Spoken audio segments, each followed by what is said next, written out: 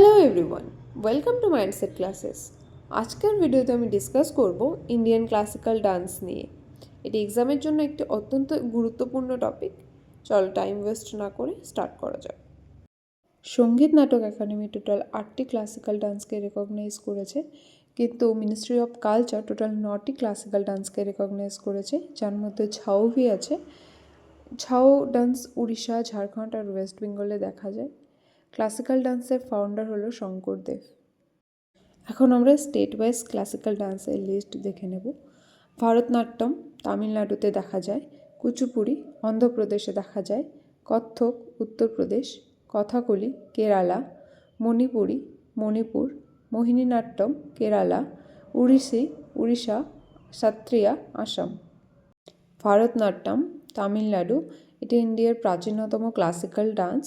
এটি সাউদার্ন ইন্ডিয়াতে মন্দিরগুলোতে দেবদাসীদের দ্বারা পারফর্ম করা হতো। আড়াই মান্ডি শব্দটি ভারতনাট্যম ডান্সের সাথে সম্পর্কিত।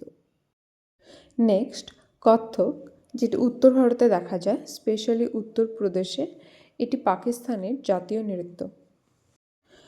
কুচিপুড়ি অন্ধ্রপ্রদেশ। ভগবত মেলা ট্র্যাডিশন থেকে এর উৎপত্তি হয়েছিল। তরঙ্গম শব্দটি কুচিপুড়ি নৃত্যের সাথে সম্পর্কিত। কথাকলি কেরালা, এটি সাধারণত মহাভারত রামায়ণ এই মহাকাব্যগুলির স্টোরিকে বর্ণনা করে। মণিপুরি মণিপুর, মণিপুরের লাইহারোভা ফেস্টিভ্যালে মণিপুরি ডান্স পারফর্ম করা হয়। নেক্সট মোহিনীনাট্যম, এটি কেরালাতে দেখা যায়। নেক্সট উড়িষ্যি, উড়িষ্যায় দেখা যায়।